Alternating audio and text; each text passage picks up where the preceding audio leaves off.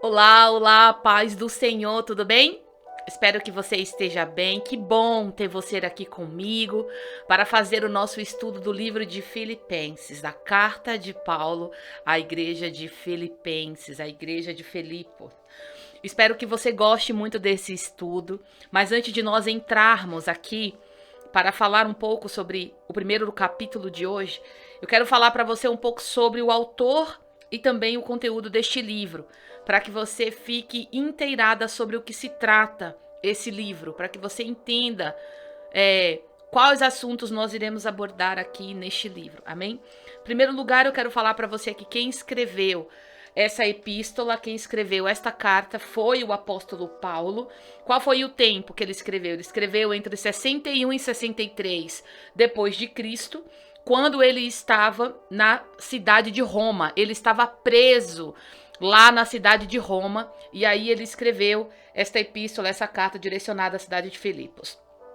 O tema deste livro é a alegria de viver no Senhor, e o seu objetivo ele é fortalecer a igreja, mesmo diante das adversidades que Paulo enfrentava naquela ocasião, naquela situação. Ele escrevia para que a igreja ela fosse perseverante, para que a igreja ela tivesse alegria e ela fosse fortalecida no poder do nosso Senhor Jesus Cristo. Falando um pouco sobre o conteúdo desse livro, Filipos era uma cidade macedônia, no norte da Grécia. À época, ela era conhecida por abrigar soldados que eram romanos, principalmente os soldados que eram aposentados. Lá, Paulo e Silas, eles foram chicoteados, porque eles iam, para pregar o evangelho, e eles foram chicoteados. Eles foram presos, mas eles foram libertos após um grande terremoto. Quem conhece aqui a história de Paulo e Silas, sabe que eles foram libertos após desse grande terremoto que fala lá no livro de Atos, capítulo 16. Filipos, ela tornou-se a primeira igreja apostólica da Europa, e ela também se tornou a primeira cidade daquele continente a ter a conversão para Jesus, em especial a conversão dos gentios, Paulo, ele ministrou naquela cidade em sua segunda e terceira viagem, como fala lá em Atos dos Apóstolos 16, 20, e tanto esforço não foi em vão, mas ele rendeu poderosos frutos para Cristo naquele lugar. A igreja filipense foi um grande exemplo aos demais, e é uma referência até os dias de hoje para todos os crentes. Apoio fiel no ministério de Paulo.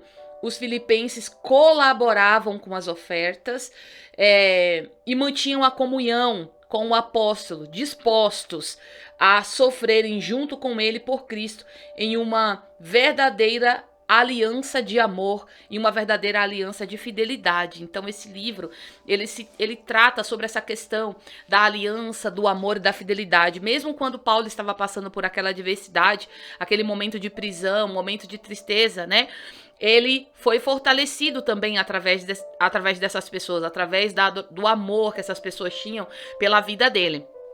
E Paulo também orava para que eles não tivessem, escreveu e orava para que eles não ficassem abatidos e tristes, com medo de que pudesse acontecer algo com ele, porque verdadeiramente Cristo tinha um propósito também naquela prisão. Deus tinha um propósito naquela prisão, Então, queridas, saiba que o Senhor, ele também tem um propósito na tua vida. E hoje nós estamos iniciando a nossa leitura do livro de Filipenses, porque esse livro ele vai te ajudar demais mesmo, vai te ajudar. Ele só tem 4 capítulos e nós iremos ler consecutivamente aqui no nosso canal do YouTube. Vamos ler do primeiro capítulo até o 4º capítulo, não todos no mesmo vídeo, mas amanhã a gente volta e lê o 2º capítulo também, juntinhos, tá bom? Já pegou a sua Bíblia? Já pegou a sua caneta e o seu caderno para fazer as suas anotações especiais? Já? Deixa eu ver se você já pegou. Se você já pegou, eu quero dizer algo. Já curte esse vídeo, por favor. Já dá uma curtida, um likezinho nesse vídeo. E aqui embaixo no comentário coloque: pastora, já peguei o meu livro, já peguei a minha Bíblia, já peguei a minha caneta. Para que você consiga fazer as suas anotações, ok? Vamos lá então orar para que nós possamos começar a nossa leitura do livro de Filipenses. Feche os teus olhos, curve a tua cabeça e vamos orar. Senhor meu Deus, neste mês, nesta semana, Senhor, onde nós tratamos sobre a aliança, onde nós tratamos sobre o teu amor, onde nós tratamos, meu Deus, sobre os teus planos. Senhor, obrigada, Deus, por este dia. Obrigada, Senhor, por esta noite. Obrigada por nos abençoar. Obrigado pela vida de cada uma, meu Deus. Obrigado por tudo que o Senhor tem derramado sobre as nossas vidas. Senhor, continua nos dando sabedoria. Confirma, Senhor, em nós o teu propósito. Nos mostra, Senhor, o teu plano e nos dá um sinal do teu favor. Nós precisamos, Senhor, ouvir a tua voz. Nós estamos aqui nos dedicando, Senhor, a esta palavra, porque nós cremos que a tua palavra ela é o único caminho que nós devemos seguir. Então nos orienta e nos ajuda, em nome de Jesus. Amém. Amém, queridas? Vamos lá? Abra sua Bíblia no livro de Filipenses, capítulo 1, e vamos ler junto comigo Filipenses do capítulo 1, versículo do 1 a 5, que fala assim. Primeiro a gente vai falar sobre o prefácio e a saudação do capítulo 1, que fala assim: Paulo e Timóteo, servo de Cristo Jesus, a todos os santos em Cristo Jesus,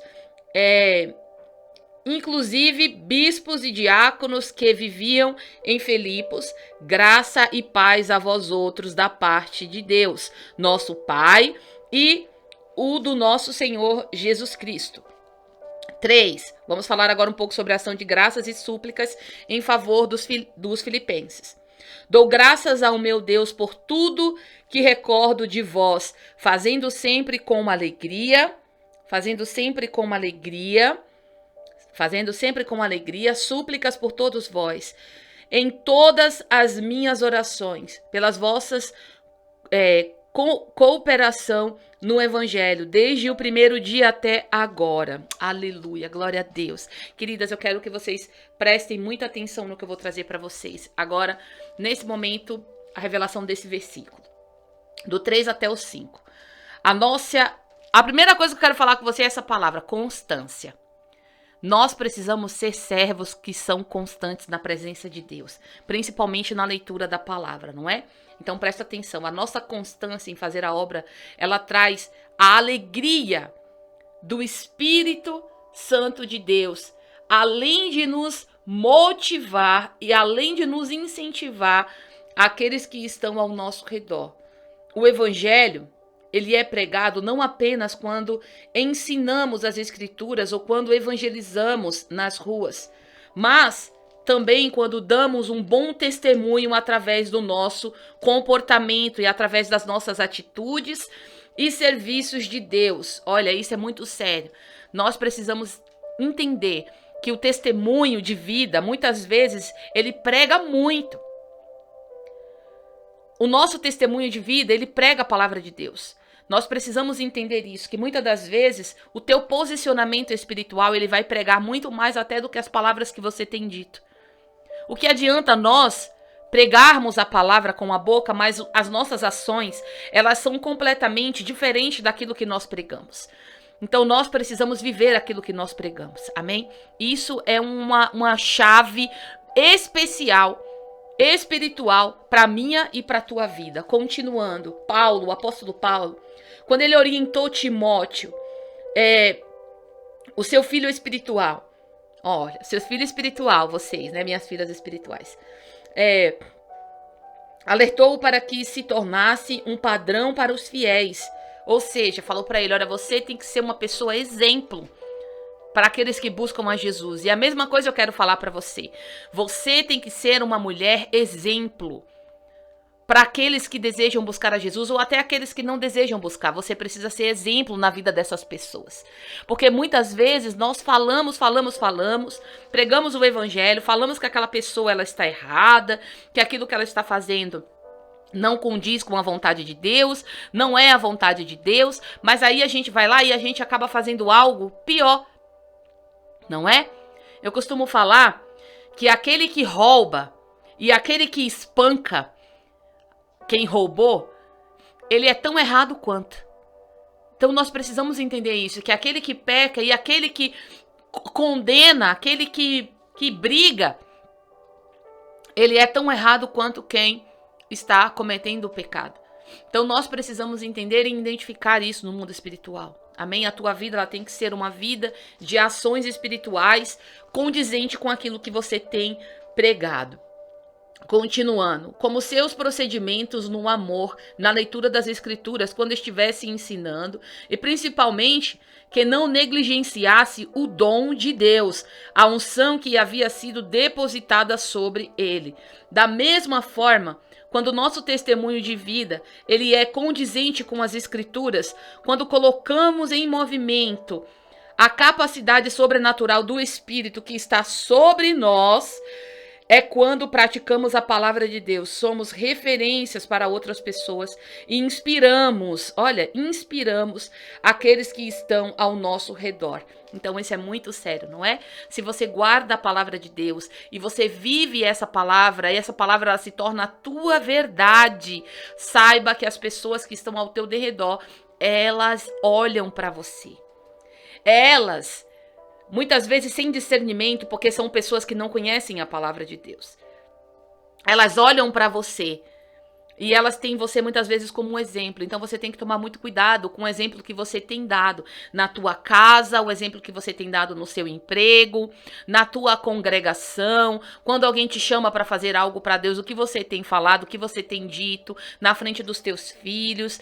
Tomem muito cuidado, porque isso pode fazer com que você perca completamente a moral sobre a vida dessas pessoas. Quando você for falar algo, se você é uma pessoa que pratica o contrário da palavra de Deus, isso pode te prejudicar. Amém? Agora, continuando aqui no versículo 6 do capítulo 1, fala assim: estou plenamente certo de que aqueles que começou a boa obra em vós há de completá-la até o dia em que Cristo Jesus voltar. Meu Deus. Meu Deus, eu vou repetir, tá? Você deu um glória a Deus aí, dá um glória a Deus. Olha, eu estou plenamente certo de que aquele que começou a boa obra em vós há de completá-la até o dia do nosso Senhor Jesus Cristo. Eu recebo em nome de Jesus, porque eu creio que o Senhor, a obra que Ele já começou na tua vida, querida, Ele é fiel para aperfeiçoar. Você precisa crer nessa palavra. Declare assim no teu coração, diga: aquele que começou a boa obra, Ele irá aperfeiçoar. Fale isso, declare isso no teu coração. Aquele que começou a boa obra, Ele é fiel para aperfeiçoar. Tô um pouquinho gripada, mas não liguem não, tá, gente? É que eu tô realmente com um pouquinho de gripe.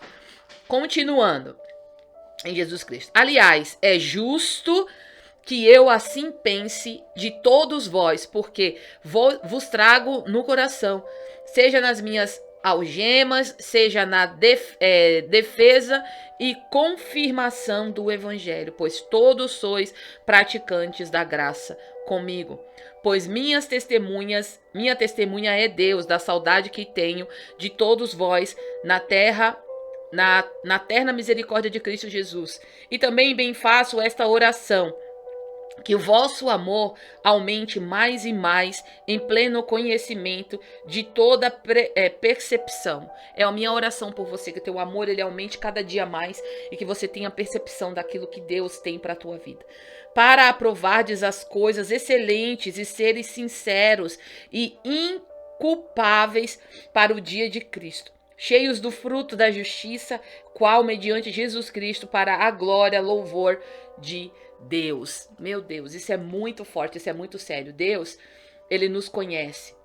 Deus, Ele nos amou desde a nossa concepção, estabelecendo um plano para o nosso futuro.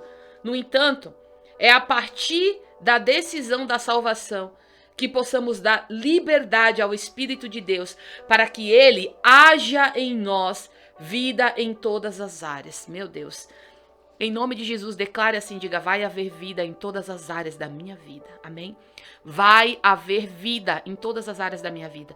Aquela área que já estava morta. Aquela área que já não tinha mais força para nada. Seja a tua paciência, seja a tua fé, seja a esperança. Em nome de Jesus, receba a vida. Porque o Senhor, Ele derrama a vida sobre a tua vida. Amém? Quando Deus ele começa a obra em nós, esta obra ela se aperfeiçoa a cada dia até chegarmos na presença do Senhor. A obra que o Senhor ele começou em você, além dele aperfeiçoar, olha isso, você está sendo, além dele completar, você está sendo aperfeiçoada dia após dia. Isso é maravilhoso demais, não é? Então, querida, a obra de Deus em nós, ela é contínua. Ela é permanente, sempre há o novo de Deus para viver, sempre há mais de Deus para receber. Aleluia, você tem mais de Deus para receber, amém? Diga, eu tenho mais de Deus para receber. Declare isso no teu coração, diga, eu tenho mais de Deus para receber, porque eu creio que aquilo que você tem para receber do Senhor vai vir e não vai tardar, porque o Senhor é fiel, amém? Ele é fiel para fazer muito mais. Continuando no versículo 12, fala assim: a situação do apóstolo Paulo contribui para o progresso do evangelho. Continuando. Quando ainda, irmãos, cientificar-vos de que as coisas que me aconteceram têm antes contribuído para o progresso do evangelho. Olha, e como ele tem essa certeza, não é? Você também tem que ter. Que tudo isso que tem acontecido na tua vida tem contribuído para a pregação do evangelho. Sabe, a dor que você tem passado, a tristeza que você tem passado, às vezes, o abandono, a frieza, tudo isso tem acontecido para a pregação do evangelho. Saiba que Deus vai te usar e ele já está te usando, amém? Continuando, 13, de maneira que as minhas cadeias em Cristo se tornaram conhecidas de toda a guarda pretoriana e de todos os demais. E a maioria dos irmãos, estimulados no Senhor por minhas algemas, ousaram falar com mais desassombro da palavra de Deus. Alguns, efetivamente, proclamam a Cristo por inveja e porfia. Outros, porém, o fazem de boa vontade. Estes por amor, sabendo que estou incumbido da defesa do evangelho. Aqueles, contudo, pregam a Cristo por discórdia. Insecretamente, julgando suscitar tribulação às minhas cadeias. Toda vida que importa, preste atenção, toda vida que importa, uma vez que Cristo, de qualquer modo, está sendo pregado, quer por pretexto, quer por verdade, também com isto me regozijo, sim, sempre me regozijarei, porque eu estou certo de que isto mesmo, pela vossa súplica e pela provisão do Espírito de Jesus Cristo, me redundará em libertação. Se segundo a minha ardente expectativa e esperança de que em nada serei envergonhado. Você não será envergonhado em nada, em nome de Jesus. Antes que toda ousadia, como sempre, também agora será Cristo engrandecido no meu corpo. Deixa eu mudar aqui. Em meu corpo. Continuando. Em meu corpo.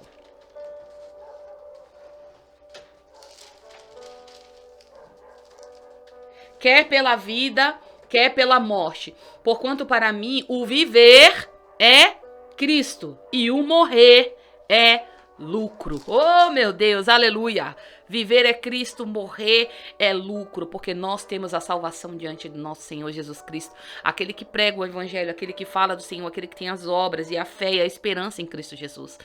Ainda que morra, viverá, porque Deus tem vida e vida eterna e abundante para você. Amém? Em nome de Jesus, queridos, presta muita atenção. O texto no versículo 9, o texto do 12 ao 18, fala que a motivação da pregação do evangelho sempre é discernida pelo Espírito de Deus. Assim, se nós exercemos o nosso chamado por amor e com boa vontade, recebemos o galardão e desfrutaremos do que plantamos. Se exercemos por competição, contenda ou por comparação para nós, individualmente, o fruto não será bom, mas para o povo, Deus transforma a palavra em bênção. Olha, e Cristo será da mesma forma glorificado. Portanto, não prejudicamos as pessoas quando temos uma motivação errada na obra de Deus, prejudicando-os apenas a nós mesmos. Ou seja, nós precisamos sempre pregar a verdade por amor. Nós precisamos pregar a verdade por dedicação, porque nós amamos a Cristo, porque aquilo que o Senhor fez por mim na cruz do Calvário, Ele fez por amor. Agora você para e pensa. Pregar por competição, porque você quer ser mais do que alguém, porque você quer passar por cima de alguém. Essa palavra, ela vai chegar na pessoa. A pessoa, ela vai ser salva e liberta por essa palavra. E Cristo, de alguma forma, vai ser glorificado. Mas aquilo de errado que você está fazendo vai ser ruim para você mesma. Porque é a lei da semeadura. Aquilo que nós plantamos, nós colhemos. Seja bom ou seja ruim, nós iremos colher. Então tome muito cuidado. E outra coisa que Paulo fala, outra coisa muito interessante. Paulo, ele afirma que viver é Cristo, pois ele já tinha morrido para as coisas do mundo. Isso é muito forte, não é? Você já morreu para as coisas do mundo? Eu já morri para as coisas do mundo. Se você já morreu para as coisas do mundo, diga: Cristo vive em mim. Amém? Declare com teu coração, diga: Cristo vive em mim. Paulo, ele já tinha morrido para as coisas do mundo. Ele era uma nova criatura em Cristo Jesus e ele vivia agora o mover do Espírito. Paulo, ele estava nesse mundo, mas ele não pertencia a esse mundo.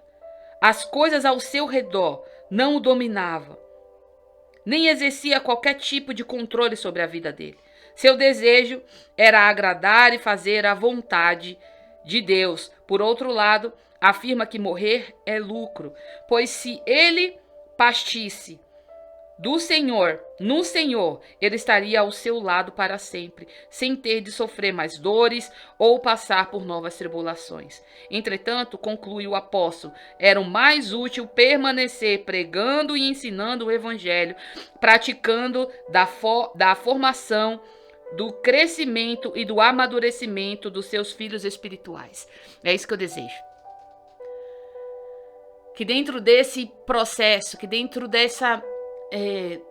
desse chamado que nós temos, que vocês cresçam, que vocês sejam mulheres formadas, que vocês sejam mulheres em nada deficientes, que vocês sejam mulheres que pregam o evangelho com poder, autoridade e ousadia, que não tem medo de enfrentar o púlpito, que não tem medo de enfrentar as pessoas, que não tem medo de morrer para a pregação do evangelho, mas que vai lá e que cumpre a obra de Deus conforme o Senhor colocou o desejo no teu coração. Amém? Nós precisamos disso. Continuando aqui no 22. Entretanto, o seu viver na carne traz frutos para o meu trabalho. Já não sei o que hei de escolher. Oro, de um outro lado estou constrangido, tendo o desejo de partir e estar com Cristo, o que incomparavelmente do que é incomparavelmente melhor. Mas por vossa causa é mais necessário permanecer na carne. E convencido disto, estou certo de que ficarei e permanecerei com todos vós, para que o vosso progresso e gozo da fé, a fim de que aumente quanto a mim o motivo de vós gloriardes em Cristo Jesus pela minha presença do novo convosco. Aí, continuando no 27, fala assim: viverei acima de tudo por modo digno de evangelho de Cristo, para que, ou indo ver-vos, ou estando ausente, ouço o tocante de vós outros, que estáis firmes no só espírito, como uma só alma, lutando juntos pela fé evangélica, que em nada estáis intimidada pelos adversários, pois o que é para eles prova evidente de perdição, é para vós outros a salvação. E isto da parte de Deus. Porque vós fois concedida a graça de padecerdes por Cristo, e não somente de crerdes nele, pois tendes o mesmo combate que vistes em mim, e ainda agora ouves que és o meu. Então, querida, para nós vivermos de modo digno do Evangelho, é preciso viver como Cristo, pensar como Cristo e sentir como Cristo, não nos deixando intimidar pelas ameaças do inferno, entendendo que sobre nós, Igreja de Cristo, aqui na terra, fomos derramada uma unção de autoridade, de ousadia, de discernimento, que nos faz entender o mundo espiritual e os propósitos de Deus. Já a mulher, ela se alegra com o privilégio de ter sido escolhida por Deus para passar por perseguições e padecer por Cristo. Ela é uma mulher convicta de que, como Cristo tem autoridade para, em tudo, ser mais que vencedor, ela também será mais que vencedora. Amém? Aleluia. Poderoso demais essa palavra, não é? Continue firmes, vivendo como Cristo, cumprindo a vontade do Senhor, fazendo aquilo que você foi enviada para fazer, porque você nasceu, porque existe um propósito sobre isso, amém?